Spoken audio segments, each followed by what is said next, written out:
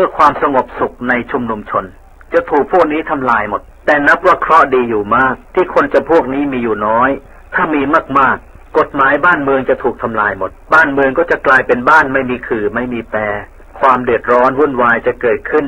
ทุกหย่อมย่านี่คือพวกที่ดึงเอาระเบียบวินัยเข้าหาตัวอีกจำพวกหนึ่งชอบดึงเอาตนเข้าไปหาระเบียบวินัยถือระเบียบวินัยสำคัญ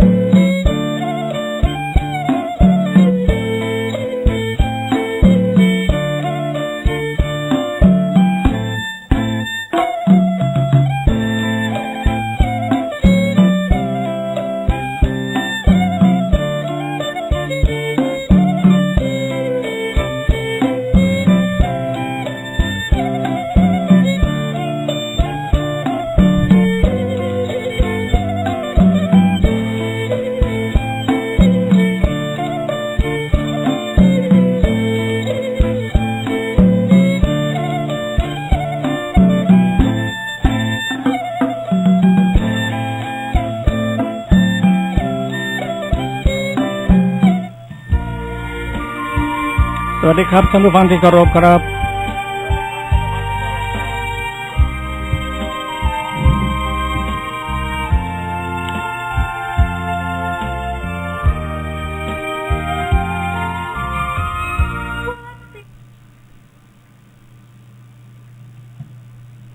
ท่านผู้ฟังรับฟังรายการศึกษาพระพุทธศาสนาตามพระไตรปิฎกมีเสนอแก่ท่านทุกวันพฤหัสบดีตั้งแต่เวลา 16 นาฬิกาถึง 17 นาฬิกาดำเนินรายการโดยกระผมมนเอกธนัทเดชะพร้อมด้วยอาจารย์สุรภาเดชะเป็นผู้ร่วมรายการวันนี้เราก็ยังนำพระสูตรที่ว่าสังคิติสูตรมาศึกษากันท่านผู้มีพระไตรปิฎกฉบับ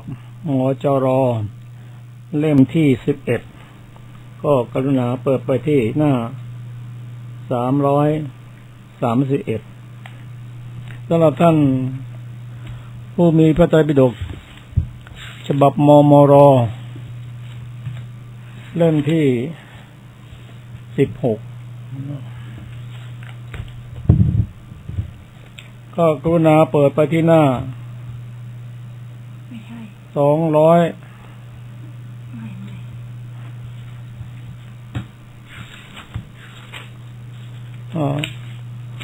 อาจจะจำไม่ง่ายก็ไปดูหมวดที่7เรามาศึกษากันต่อ สำหรับหมวดที่7นั้นเริ่มต้นด้วยอริยทรัพย์7ประการอริยทรัพย์7ประการนั้นก็ได้แก่ศรัทธาธรรมะธรรมะนั่นก็คือทรัพย์ศรัทธานั่นก็คือเลื่อมใสศรัทธา2ศีลธนะก็ผู้มีทรัพย์คือศีลหิริธนะ ทรัพย์คือหิริคือความละอายต่อบาปโอตตัปปทนะทรัพย์ก็คือความเกรงกลัวต่อบาปก็ถือว่าเป็นทรัพย์สุตตทนะทรัพย์คือสุตตะคือการฟังอะไรก็ฟังพระธรรมคำสอนของพระพุทธเจ้าผู้มีสุตตะมากก็คือผู้มีทรัพย์มากทรัพย์คือสุตตะสุตตทนะข้อประการที่6นั้นจาคัทนะทรัพย์ก็คือการจาคะก็คือการบริจาคข้อ7ปัญญาทนะทรัพย์คือปัญญาแล้วก็อริยทรัพย์ทั้ง7ประการนี้เป็นทรัพย์ที่ไม่สาธารณะแก่บุคคลอื่นถ้าใครมีทรัพย์นี้แล้วก็สามารถที่จะอำนวยผลทั้งในชาตินี้และชาติหน้าและชาติต่อๆไปเป็นทรัพย์ที่ไม่สาธารณะแก่บุคคลอื่นใครลักใครขโมยไปก็ไม่ได้แล้วก็ศรัทธาซึ่งเป็นทรัพย์เครื่องปลื้มใจข้อที่1ของอริยทรัพย์นั้นคือทั้งหมดน่ะทั้งศรัทธาทั้งศีลทั้งหิริโอตตัปปะสุตตะจาคะและปัญญาทรัพย์ทั้ง7นี้เป็นทรัพย์ของอริยะก็คือบุคคลผู้เป็นพระโสดาบันเป็นต้นไปเป็นผู้ที่เที่ยงต่อการนิพพานก็เราจะมาศึกษาทบทวนกันในอริยทรัพย์หมวดที่7ก็ขอเชิญอาจารย์สุรภาได้นำโพชฌงค์7มาศึกษากันพร้อมแล้วก็ขอเชิญเลยครับ สวัสดีค่ะโพชฌงค์7 1สติสัมโพชฌงค์องค์ธรรมเครื่องตรัสรู้คือสติ2ธรรมวิจยะสัมโพชฌงค์องค์ธรรมเครื่องตรัสรู้คือธรรมวิจยะ3วิริยะสัมโพชฌงค์องค์ธรรมเครื่องตรัสรู้คือวิริยะ4ปีติสัมโพชฌงค์องค์ธรรมเครื่องตรัสรู้คือปีติ5ปัสสัทธิสัมโพชฌงค์องค์ธรรมเครื่องตรัสรู้คือปัสสัทธิ6สมาธิสัมโพชฌงค์องค์ธรรมเครื่องตรัสรู้คือสมาธิ7อุเบกขาสัมโพชฌงค์องค์ธรรมเครื่องตรัสรู้คืออุเบกขาสำหรับสัมโพชฌงค์สำหรับโพชฌงค์7ประการนี้ก็เป็นหนึ่งในหมวดของโพธิปักขิยธรรม37ซึ่งเริ่มต้นโดยสติปัฏฐาน4สมปัฏฐาน4อิทธิบาท4อินทรีย์5พละ5โพชฌงค์7และมรรคมีองค์8ขณะนี้เรากำลังศึกษา สังคิติหมวดที่7พูดถึงสติสัมโพชฌงค์แล้วก็ใครจะทำให้มากศึกษาให้มากย่อมบรรลุธรรมย่อมเข้าสู่พระนิพพานในที่สุด สำหรับโพชฌงค์7ที่เราได้ศึกษากันมาพอสมควรแต่ก็เป็นหมวดธรรมที่ตรัสรู้อันลึกซึ้งเพราะทำแต่ละหัวข้อสติก็ดีธรรมวิจยะก็ดีวิริยะก็ดีปิติปัสสัทธิสมาธิและอุเบกขาแต่ละอย่างนั้นก็มีอาหารก็มีอาหารของแต่ละอันของแต่ละหมวดธรรมอาหารนั้นอาหารของสิ่งนี้ได้แก่การพิจารณาโดยแยบคายการพิจารณาทำแยบคายการพิจารณาโดยแยบคายแล้วจึงเปลี่ยนถ้าเราจะเจริญสติสัมโพชฌงค์ทั้งหมดนี้ก็ต้องพิจารณาโดยแยบคายเรียกว่าหรือโยนิโสมนสิการะคือพิจารณาโดยแยบคายหมายความว่ามีการพิจารณาอย่าง สมบูรณ์มีปัญญาพิจารณาเห็นคุณค่าแล้วก็เปลี่ยนอารมณ์มาพิจารณาเอาสติมาเป็นอารมณ์พิจารณาสติสัมโพชฌงค์แต่ละหัวข้อก็ต้องใช้ธรรมวิจยะการใช้การพิจารณาธรรมทั้งสิ้นก็โพชฌงค์7นี้พระพุทธเจ้าพระองค์ตรัสว่าผู้พิจารณาให้มากกระทำมากย่อมเป็นผู้ที่เข้าสู่ความเป็นอริยบุคคลและเข้าสู่นิพพานได้ในที่สุดก็ขอเรียนเชิญท่านผู้ฟังได้ศึกษาโพชฌงค์7พระโพชฌงค์7นี้ศึกษาแล้วก็ให้ประโยชน์มากมายรวมทั้งถึงการสัตยาแล้วก็ทำให้หายการเจ็บป่วยได้ ลำดับต่อไปก็เป็นธรรมหมวดที่7นะก็ขอเชิญอาจารย์ศิลภาได้อ่านสมาธิบริขาร7 1. สัมมาทิฏฐิความเห็นชอบ 2. สัมมาสังกัปปะความดำริชอบ 3. สัมมาวาจาวาจาชอบ 4. สัมมากัมมันตะการงานชอบ 5. สัมมาอาชีวะอาชีวะชอบ 6. สัมมาวายามะพยายามชอบ 7. สัมมาสติระลึกชอบอสัตธรรม7ดูก่อนท่านผู้มีอายุทั้งหลายภิกษุในธรรมวินัยนี้ 1. เป็นผู้ไม่มีศรัทธา 2. เป็นผู้ไม่มีหิริ 3. เป็นผู้ไม่มีโอตตัปปะ 4. เป็นผู้มีสุตะน้อย 5. เป็นผู้เกียจคร้าน 7. เป็นผู้มีสติหลงลืม 7. เป็นผู้ไม่มีปัญญาครับเราจะหยุดตรงนี้สักครู่หนึ่งนะฮะสำหรับธรรมที่เป็นบริขารแห่งสมาธิก็เป็น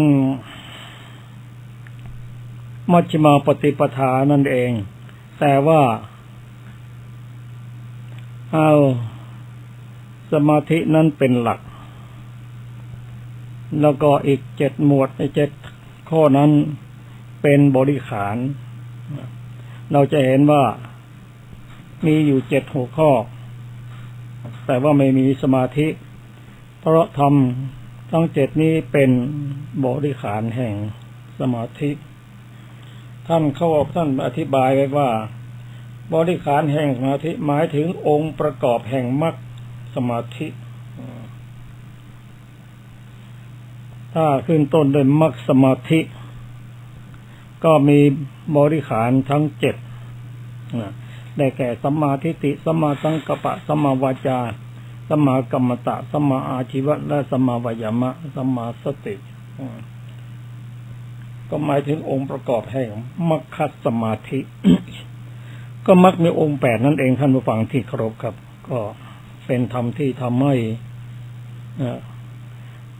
สามารถที่จะดับกิเลสได้เป็นสมุเฉทก็สำหรับอสัตธรรม7นั้นภิกษุในธรรมวินัยนี้ก็หมายถึงภิกษุณีอุบาสกอุบาสิการวมอยู่ด้วยถ้าไม่มีธรรมคือไม่มีศรัทธา ไม่มีความกลัวต่อบาปไม่มีความละอายต่อบาปเป็นผู้ที่มีสุตตะน้อยมีการฟังการศึกษาน้อยเป็นผู้ที่เกียจคร้านเป็นผู้ที่มีสติหลงลืมเป็นผู้มีปัญญา3อสัตธรรม7ก็เป็นธรรมที่ไม่สามารถจะทำให้เจริญก้าวหน้าได้เพราะเป็นผู้ไม่มีศรัทธาไม่มีความเกรงกลัวต่อบาปไม่มีความละอายต่อบาปเป็นผู้ที่มีสุตตะคือเรียนรู้น้อยแต่เป็นผู้เกียจคร้านมีสติหลงลืมเป็นผู้มีปัญญา เรียกว่าอสัตธรรม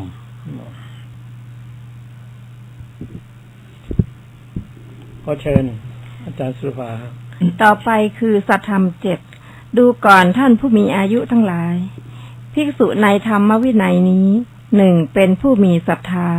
2. เป็นผู้มีหิริ 3. เป็นผู้มีโอตตัปปะ 4. เป็นผู้มีพหูสูตร 5. เป็นผู้ปรารภความเพียร 6. เป็นผู้มีสติมั่นคง 7. เป็นผู้มีปัญญาต่อไปคือสัพพุริสัตธรรม7 ธรรมัญญูเป็นผู้รู้จักเหตุ 2. อัตตัญญูเป็นผู้รู้จักผล 2. อัตตัญญูเป็นผู้รู้จักตน 4. มัตตัญญูเป็นผู้รู้จักประมาณ 5. กาลัญญูเป็นผู้รู้จักการเวลา 6. ปริสัญญูเป็นผู้รู้จักบริษัท 7. ปุคคลัญญูเป็นผู้รู้จักบุคคลนอกจากสัพพุริสธรรม7นี้ในบางที่บางแห่งก็กล่าวว่าเป็นธรรมของสัตว์บุรุษ เป็นธรรมของผู้ที่เป็นปราชญ์ก็เรียกได้หลายอย่าง คือในสมัยตั้งแต่สมัยพุทธองค์ท่านกษัตริย์ที่ปกครองแคว้นในเมืองนั้นท่านก็จะมีนักปราชญ์หรือสัตว์บุรุษเป็นผู้คอยช่วยเหลือในกิจการงานเป็นที่ปรึกษา ก็ผู้ที่จะเป็นปราชญ์เป็นสัตว์บุรุษหรือจะต้องมีสัพพุริสธรรม7นี้คือเป็นผู้ที่รู้จักเหตุคำว่าธรรมะนี่ก็แปลว่าเหตุรู้จักธรรมรู้จักอัตรู้จักธรรมธรรมนี่ก็เป็นเหตุรู้จักเหตุผู้รู้จักเหตุนั้นเห็นต่างๆแล้วโอ้อันนี้เป็นเหตุรักษาไปหาผลว่าเหตุอย่างนี้จะให้ผลอย่างนี้มองเห็นเหตุแล้วก็ในอริยสัจสี่นั้นท่านพระพุทธเจ้าทรงเห็นตัณหาว่าเนี่ยเป็นตัวเป็นเหตุละ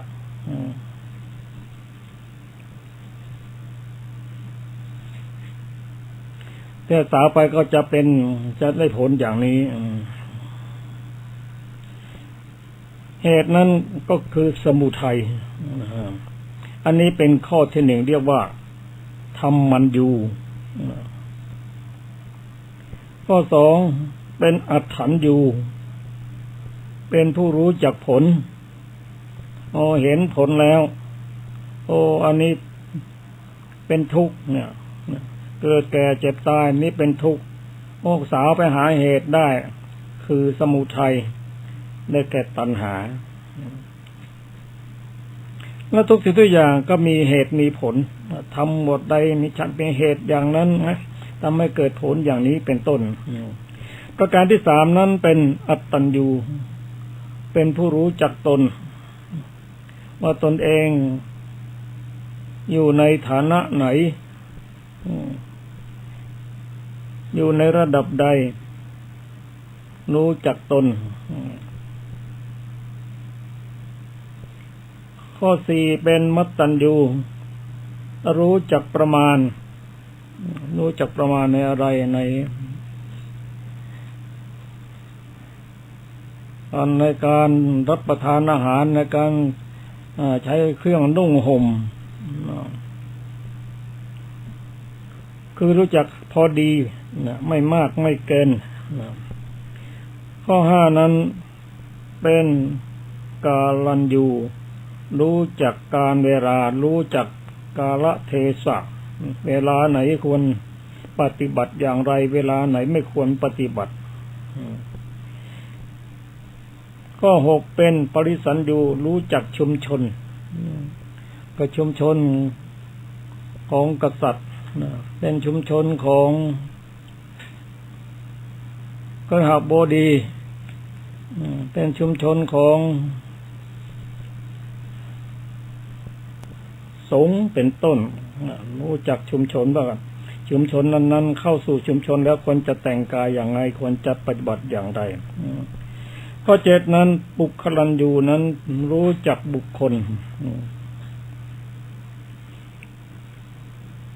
ในหมู่ ชุมชนนั้นรู้จักบุคคลนั้นส่วนคนนี้มีความสำคัญอย่างไรตำแหน่งอย่างไรข้อนี้ก็ทั้งหมดนี้ก็เป็นสัพพุริสธรรม7เป็นธรรมที่น่าศึกษาเพราะผู้มีธรรม7ประการนี้เป็นนักปราชญ์เป็นสัตบุรุษ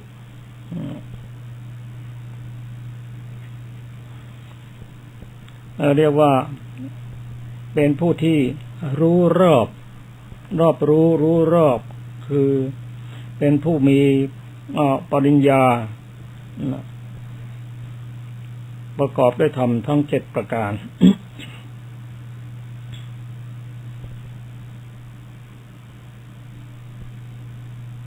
ก็รายละเอียดนั้น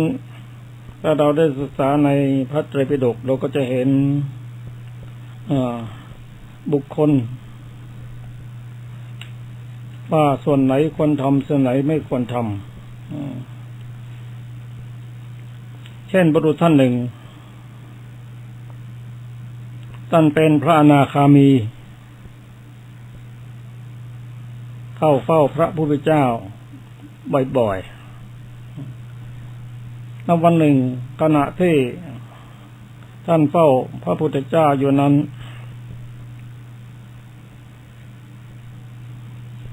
พระเจ้าอยู่หัวได้เสด็จมาคือเจ้าประสิทธิโกศลเสด็จมาพอดีในฐานะที่รู้จักบุคคลเขามีความคิดว่าจริงอยู่พระเจ้าแผ่นดินเสด็จมาโดยปกติต้องทำความเคารพท่านแต่ว่าขณะนี้เราอยู่เป้าอยู่กับพระผู้มีพระภาคเจ้าเป็นพระธรรมราชาส่วนพระเจ้าประสิทธิโกศลถ้าเทียบไปก็เป็นพระราชาของประเทศราชมีความสำคัญน้อยกว่าแต่ถ้าเราเคารพพระเจ้าประสิทธิโกศลก็เป็นเสมือนหนึ่งเราไม่เคารพพระพุทธเจ้าแต่เมื่อเราเคารพไม่แต่เมื่อถ้าเราไม่เคารพพระเจ้าประสิทธิโกศลท่านก็จะโกรธเพราะท่านเป็นปุถุชนโดยปกติแล้วถ้าเป็นอริยบุคคลเขาจะไม่โกรธเพราะฐานะของตนเองนั้นเทียบกับพระพุทธเจ้าไม่ได้ถ้าโกรธก็โกรธไปรู้จักบุคคลสำคัญแล้วพระเจ้าประสิทธิโกศลโกรธจริงๆทำความไม่พอใจต่อหน้าพระพุทธเจ้าทรงทราบอุปนิสัยก็เลยก็ให้ความโกรธนั้นเบาบางลงว่าท่านผู้นี้มหาบพิตรท่านผู้นี้เป็นอริยบุคคลเป็นบุคคลที่รู้ในสิ่งที่ควรไม่ควรเป็นผู้ที่ทรงพระไตรปิฎกเป็นพระอริยบุคคลเมื่อทราบอย่างนั้นพระมหาฤทัยของพระเจ้าเสด็จก็อ่อนลงแต่ยังผูกอยู่นะผูกอยู่ก็วันหนึ่งท่านนั้นเขามีครั้งนี้ท่านผ่านท้องพระโรงท่านมองจากพระแกรเห็นแล้วให้อำมาตย์ไปเรียกท่านนั้นมาสิขณะนั้นท่านกลางร่มอยู่เดินสวมรองเท้าอยู่พออำมาตย์บอกว่าพระเจ้าประสิทธิโกศลให้เข้าเฝ้าท่านถอดรองเท้า หูปร่มท่านเป็นผู้ที่รู้จักการคนไหนไม่ควรทำคนไหนควรทำเข้าไปเฝ้าพระเจ้าไปเสนที่โกศลพระเจ้าเสนโกศลเมื่อไปถึงเรือแสดงความเคารพพระเจ้าไปเสนที่โกศลเลยกล่าวว่าโอ้ท่านผู้รู้ผู้เป็นปราชญ์วันนี้ท่านเพิ่งจะรู้จักเราเพราะเป็นพระเจ้าแผ่นดินใช่ไหมท่านอนาคามีกราบทูลว่าข้าพระองค์รู้จักมานานแล้วไม่ใช่วันนี้หรอกก็ทำไมท่านไม่เคารพเราในวันนั้นท่านก็อธิบายก็อ่อนลงก็แต่ว่าได้ทราบว่าท่านเป็นผู้รู้ทรงพระไตรปิฎกมเหสีของเรามีความประสงค์ที่จะเรียนธรรมก็ให้ท่านมาสอนนางมาริกาและมเหสีของเราด้วยความเป็นผู้ฉลาด รู้จักสถานที่ข้าพระองค์ไม่สามารถพระเจ้าค่ะเพราะอะไรเพราะที่นี้เป็นที่อันตรายไม่เหมาะกับบุคคลขอให้พระองค์ได้โปรดให้ภิกษุสงฆ์มาสอนเถิดถ้าอย่างนั้นก็ไม่เป็นไรนะก็ส่งท่านกลับไปถ้าท่านสมมุติว่าท่านไม่เป็นสัต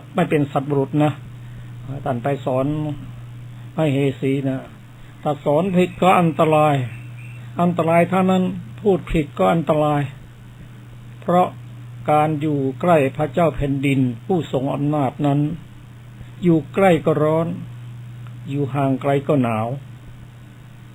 ในความเป็นสัตว์บุรุษนั้นรู้จักเหตุรู้จักผล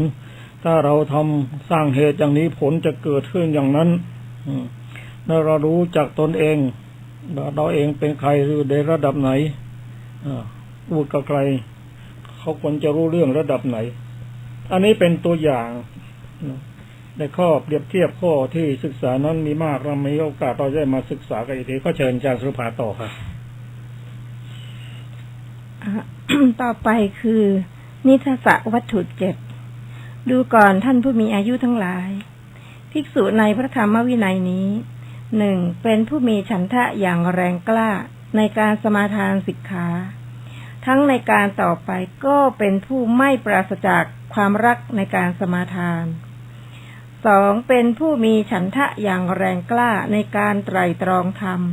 ทั้งในการต่อไปก็เป็นผู้ไม่ปราศจากความรักในการไตร่ตรองธรรม3เป็นผู้มีฉันทะอย่างแรงกล้าในการปราบปรามความอยากทั้งในการต่อไปก็เป็นผู้ไม่ปราศจากความรักในการปราบปรามความอยาก4เป็นผู้มีฉันทะอย่างแรงกล้าในการเร้นอยู่ทั้งในการต่อไปก็เป็นผู้ไม่ปราศจากความรักในการเร้นอยู่5เป็นผู้มีฉันทะอย่างแรงกล้าในการปรารภความเพียรทั้งในการต่อไปก็เป็นผู้ไม่ปราศจากความรักในการปรารภความเพียร6เป็นผู้มีฉันทะอย่างแรงกล้าในสติและปัญญาเครื่องรักษาตนทั้งในการต่อไปก็เป็นผู้ไม่ปราศจากความรักในสติและปัญญาเครื่องรักษาตน7เป็นผู้มีฉันทะอย่างแรงกล้าในการแทงตลอดซึ่งทิฏฐิทั้งในการต่อไปก็เป็นผู้ไม่ปราศจากความรักในการแทงตลอดทิฏฐิสัญญา1อนิจจสัญญากำหนดหมายความไม่เที่ยง2อนัตตสัญญากำหนดหมายความเป็นอนัตตา3อสุภสัญญากำหนดหมายความไม่งาม4อาทีนวสัญญากำหนดหมายโดยความเป็นโทษ5ปหานะสัญญากำหนดหมายในการละ6วิราคะสัญญากำหนดหมายในวิราคะ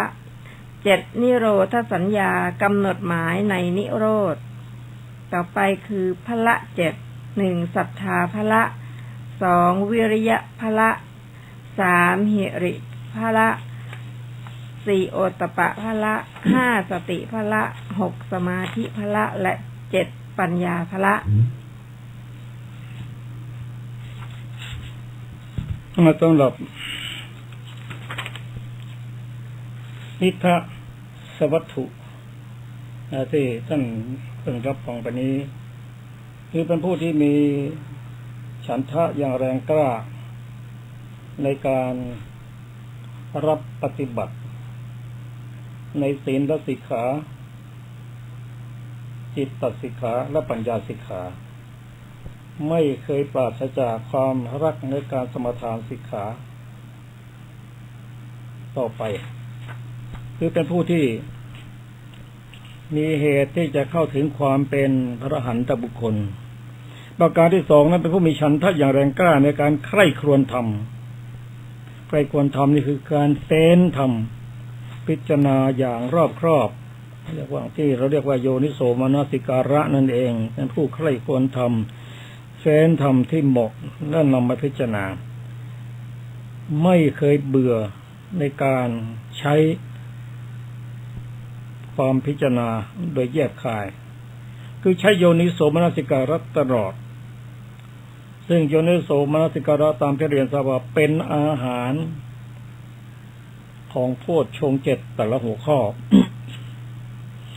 ข้อ 3เป็นผู้มีฉันทะคือความปรารถนาอย่างแรงกล้าในการกำจัดความอยากนี้ก็คือตัณหา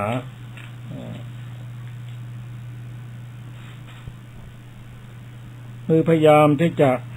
กำจัดอยู่เสมอการกำจัดนั้นก็ทำได้หลายวิธีเช่นในการที่ใครควรทำปฏิบัติธรรมก็กำจัดด้วยตัทังคับประหารหรือเจริญสมาธิระดับฌานก็เรียกว่าวิคัมภนประหารนั่นก็ตรัสการตัด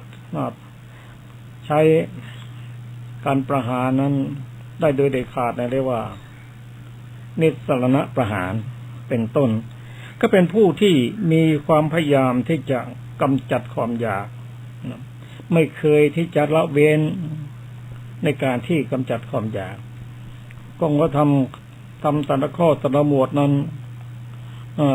เราสามารถจะน้อมนำมา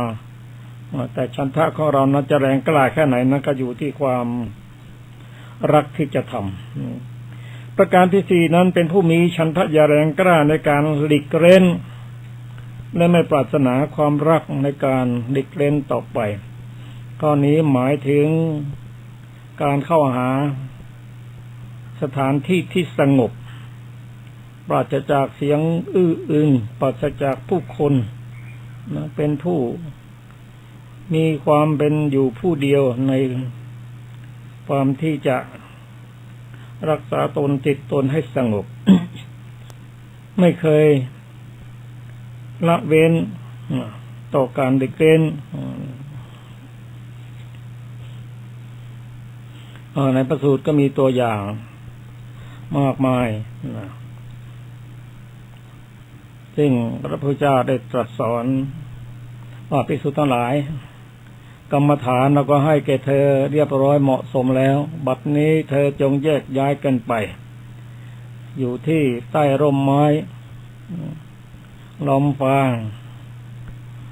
ที่ว่างจากผู้คนบำเพ็ญสมณธรรมเถิด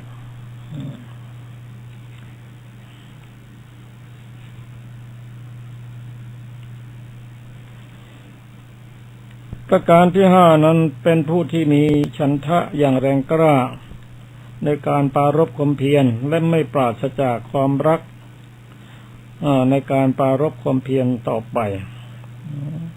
ในการปฏิบัติธรรมของพระองค์นั้นพระองค์เน้นในเรื่องความเพียรเราจะเห็นว่า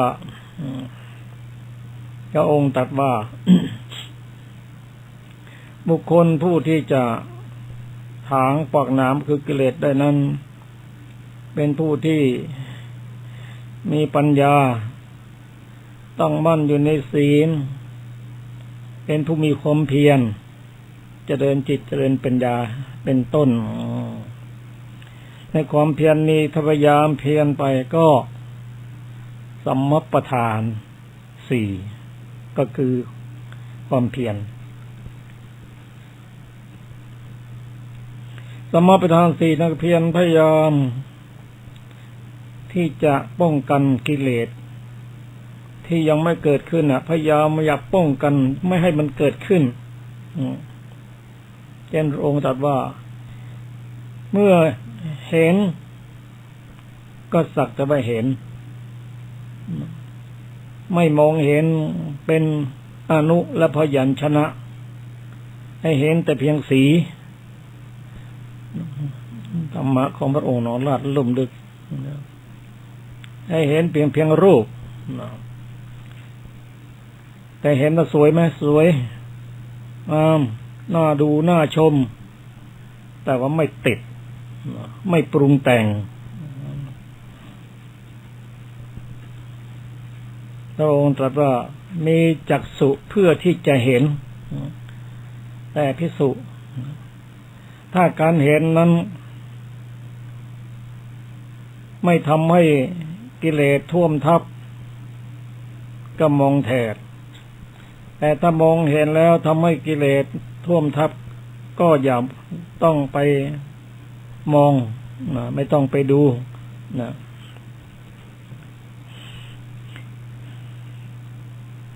พูดถึงความเพียรหรือวิริยะหรือสมปทานนั้นตามลำดับนั้น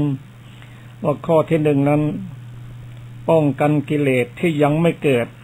อย่าให้มันเกิดขึ้นต้องใช้ความกล้าหาญต้องใช้ความเพียรประการที่2นั้นกิเลสเข้าไปครอบงำเพราะไม่มีสติไม่เฉียดคมกิเลสเข้าไปครอบงำแล้วพยายามกำจัดออกไปอย่าให้เกิดอย่าให้มีขึ้นกำจัดออกไป ก็ต้องใช้ความเพียรความกล้าหาญทั้งนั้นเลยประการที่3นั้นต้องกล้าหาญมีความพยายาม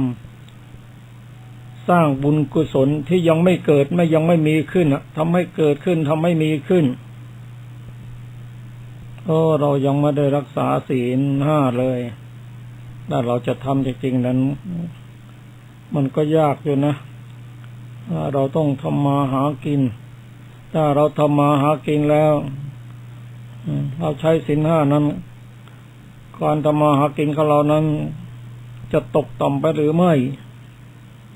พิจารณาคบหาผู้รู้แล้วไม่มีตกต่ำแต่มีแต่จะเจริญยิ่งขึ้นไปแต่ต้องใช้ความพยายามก็ใช้ความกล้าหาญ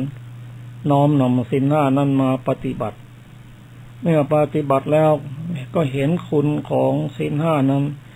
ทำมาหากินนั้นเราคิดว่าจะไม่เจริญนะผู้มีศีลก็กลับเจริญยิ่งขึ้นเนี่ยแต่ก่อนนี้เราเคยโกหกเขาใช้ตาช่างมั่งอะไรมั่งแต่ตอนนี้เราทำด้วยความซื่อสัตย์สุจริตก็ศีลก็คุ้มครองเราเป็นต้นประการที่6นั้นเป็นผู้มีฉันทะอย่างแรงกล้าในสติปัญญาเป็นเครื่องรักษาตนไม่ปราดความรักในสติปัญญาเครื่องรักษาตนต่อไปในข้อที่6นี้ท่านกล่าวถึงตัวเจตสิก2ดวงด้วยกันนั่นคือสติเจตสิกกับปัญญาเจตสิกซึ่งสู่จะว่าไปก็เป็นกลุ่มของโสภณเจตสิก25แต่ตัวสตินั้นอยู่ในกลุ่ม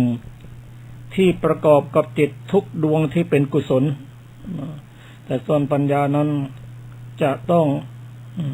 น้อมนำให้เกิดขึ้นเพราะไม่ได้เกิดกับจิตทุกดวงบางทีเรามีสติแล้วไม่มีปัญญาก็ได้แต่สติปัญญานั้นดูเหมือนทำงานควบคู่กันไปเพราะเป็นกุศลด้วยกันทั้งสิ้น บางครั้งเรามีสมาธิแต่ไม่มีปัญญาก็ได้เพราะมาอยู่คนละแห่งกัน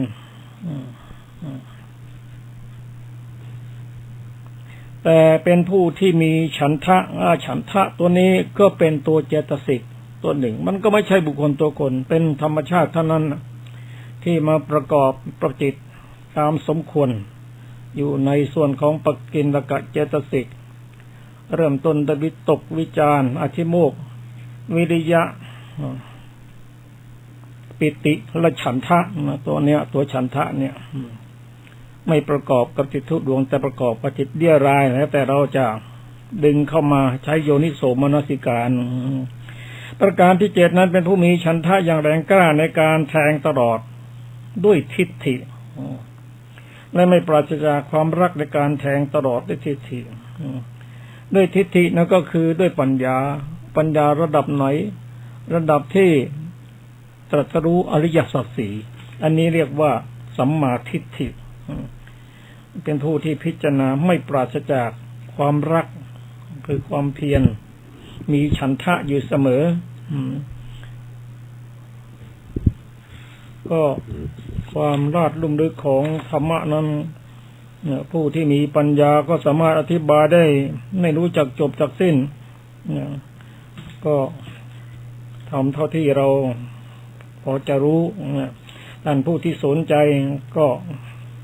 หมั่นนำพระธรรมคำสอนนั้นมาศึกษาก็จะได้รับความรู้เพิ่มขึ้นขอเชิญอาจารย์สุภาต่อไปครับต่อไปคือวิญญาณทิฏฐิ7 ดูก่อนผู้มีอายุทั้งหลายสัตว์พวกหนึ่งมีกายต่างกันมีสัญญาต่างกันเช่นพวกมนุษย์เทพบางพวกและวินิปาติกะบางพวกนี้วิญญาณทิฏฐิข้อที่2 ดูก่อนผู้มีอายุทั้งหลายสัตว์พวกหนึ่งมีกายต่างกันมีสัญญาอย่างเดียวกันเช่นเทพผู้นับเนื่องในพวกพรหมซึ่งเกิดในปฐมฌานภูมินี้วิญญาณทิฏฐิข้อที่3 ดูก่อนผู้มีอายุทั้งหลายสัตว์พวกหนึ่งมีกายอย่างเดียวกันมีสัญญาต่างกันเช่นพวกเทพอาภัสระนี้วิญญาณทิฏฐิข้อที่4 ดูก่อนผู้มีอายุทั้งหลายสัตว์พวกหนึ่งมีกายอย่างเดียวกันมีสัญญาอย่างเดียวกันเช่นพวกเทพสุภกินหานี้วิญญาณทิฏฐิข้อที่5 ดูก่อนผู้มีอายุทั้งหลายสัตว์พวกหนึ่งเข้าถึงอากาสานัญจายตนะด้วยมนสิการว่าอากาศหาที่สุดมิได้เพราะก้าวล่วงรูปสัญญาโดยประการทั้งปวงเพราะดับปฏิฆะสัญญาเพราะไม่ใส่ใจถึงนานัตตสัญญานี้วิญญาณทิฏฐิข้อที่6 ดูก่อนผู้มีอายุทั้งหลายสัตว์พวกหนึ่งก้าวล่วงอากาสานัญจายตนะโดยประการทั้งปวงแล้วเข้าถึงวิญญาณนัญจายตนะด้วยมนสิการว่าวิญญาณหาที่สุดมิได้นี้วิญญาณทิฏฐิข้อที่7 ดูก่อนผู้มีอายุทั้งหลายสัตว์พวกหนึ่งก้าวล่วงวิญญาณนัญจายตนะโดยประการทั้งปวงแล้วเข้าถึงอากินจัญญายตนะด้วยมนสิการว่าไม่มีอะไรนี้วิญญาณทิฏฐิข้อที่7ต่อไปคือทักขินัยบุคคล1 อุพโตภาคะวิมุตตะ2 ปัญญาวิมุตตะ3 กายสักขี4 ทิฏฐิปัตตะ5 ศรัทธาวิมุตตะ6 ธรรมานุสารี7 สัทธานุสารีอนุสัย1 กามราคานุสัย2 ปฏิฆานุสัย3 ทิฏฐานุสัย4 วิจิกิจฉานุสัย5 มานานุสัย6 ภวราคานุสัย 7. อวิชชานุสัย สัญโยชน์ 7 1. กามสัญโยชน์ 2. ปฏิฆะสัญโยชน์ 3. ทิฏฐิสัญโยชน์ 4. วิจิกิจฉาสัญโยชน์ 5. มานะสัญโยชน์ 6. ภวราคะสัญโยชน์ 7. อวิชชาสัญโยชน์ครับเราจะหยุดตรงนี้สักครู่หนึ่งนะครับ ก็ขอกลับมาที่สัญญา7ซึ่งเริ่มต้นด้วยอนิจจสัญญาคือการกำหนดหมายในความไม่เที่ยงแห่งสังขาร 2. อนัตตสัญญาด้วยการกำหนดหมายความเป็นอนัตตาแห่งธรรมทั้งปวง ข้อ 3. อสุภสัญญาคือการกำหนดหมายความไม่งามแห่งกาย 4. อาทีนวสัญญากำหนดหมายถึงโทษทุกข์ของกายอันมีความเจ็บไข้ต่างๆ 5. ปหานสัญญากำหนดหมายเพื่อละอกุศลวิตกและบาปธรรมทั้งหลาย ข้อ 7. วิราคะสัญญากำหนดหมายวิราคะว่าเป็นธรรมอันละเอียดดังนี้วิราคะทำให้ราคะนั้นปราดไป ข้อที่ 7 นั้นนิโรธสัญญากำหนดหมายถึงความดับเรียกว่านิโรธสูงที่สุดก็เข้าถึงพระนิพพานบางทีท่านก็เรียกว่าเป็นอนุปัสสนา7ก็เป็นปัญญาที่เข้าถึงแต่ละชั้นอันแรกนะอนิจจสัญญากำหนดถึงความไม่เที่ยงแล้วก็ข้อ 2นั้นกำหนดถึงต่อจากอนิจจสัญญา อนิจจังทุกขังความเป็นอนัตตาก็ปัญญาก็เกิดขึ้นตามลำดับโดยการพิจารณาข้อ 3นะอสุภสัญญาโดยการกำหนดหมายพิจารณาเห็นร่างกายโดยความเป็นอสุภะความไม่สวยไม่งามแห่งกายนั้นเมื่อเห็นแล้วก็เข้าสู่ข้อที่ 4คืออาทีนวสัญญาเห็นทุกข์เห็นโทษของกาย ซึ่งตอนแรกพิจารณาว่าไม่งามแต่ก็สวนกับทางโลกก็สวนทางกับของธรรมของพระองค์ตรัสว่าไม่สวยไม่งามเราก็บอกงามพระองค์ตรัสว่าเป็นอนิจจังคือไม่เที่ยงเราก็บอกเที่ยงความไม่มีตัวไม่มีตนเราก็เป็นตัวเป็นตนก็เป็นธรรมของผู้ที่เป็นปุถุชนกับอริยบุคคลก็แตกต่างกันอย่างนี้อาทินวะนั้นเห็นโทษของร่างกายไม่สวยไม่งามแล้วโทษก็คือร่างกายประกอบด้วยธาตุดินธาตุน้ำธาตุไฟธาตุลมมีการแปรไปเปลี่ยนไปทุกขณะบางครั้งธาตุดินก็มากความเสื่อมของธาตุดินเช่นอายุมากเข้านั้นข้อต่างๆกระดูกต่างๆนั่นเป็นธาตุดินที่เราแข็งๆนะกล้ามเนื้อที่เรารู้เราจับได้นั่นก็เป็นธาตุดินเหมือนกันมันเสื่อมได้ตามอายุไขและตามบางครั้งก็เกิดจากการอุบัติเหตุเป็นต้นบางครั้งแน่นอนก็เกิดจากกรรมไม่ควรจะเป็นมันก็เป็นเพราะเกิดจากกรรมในอดีตที่ทำไว้ก็รับผลเมื่อเห็นทุกข์เห็นโทษนั้นประการที่ 5ก็ประหารณสัญญาทำการประหารก็อย่างที่เรียนให้ทราบว่าการประหารนั้นคือการทำลายนั้นก็มีตั้งแต่วิคัมปนะประหารตัดทางฆประหารนิโรธประหารเป็นต้นวิราคะสัญญานั้น ก็กำหนดละเนี่ยราคะต่างๆเรียกว่าวิราคะสัญญา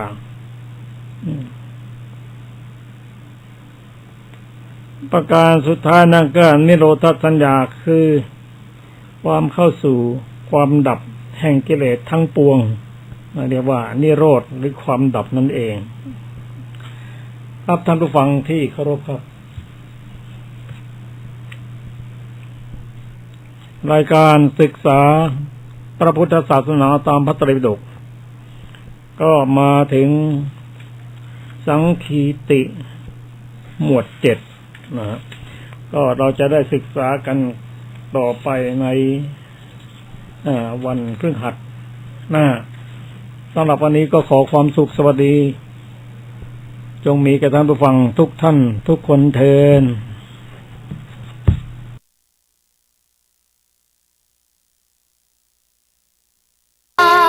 ทั่วแผ่นฟ้าทั่วลาจงได้โปรดบันดาลคุ้มครองปกป้องหลวงพ่อท่านให้เป็นมิ่งขวัญเชียงใหม่หลวงพ่อกุศลอยู่เป็นมิ่งขวัญมงคลเป็นที่พึ่งทางใจเสียสละตนสั่งสอนศิษย์ไว้ให้สร้างแต่ความดี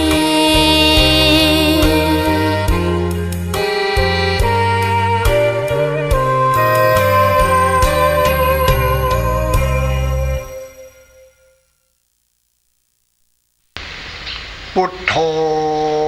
มังคลสัมพุทโธสัมพุทโธติปตุตโมพุทธมังคลมากรรมะสัพพตุขาปมุญจเลธัมโมมังคลสัมพุทโธกัมพิโลตุตตโสอนุธรรมะมังคลมากรรมะสัพพพัญญาปมุญจเลสังโฆมังคลสัมพุทโธวระตะคิณโยอนุตตโลสังฆมังคลมากรรมะสัพพโลกาปมุญจเลอิชิตังปฏิตังตุมหังคิปะเมวะสมิจตุ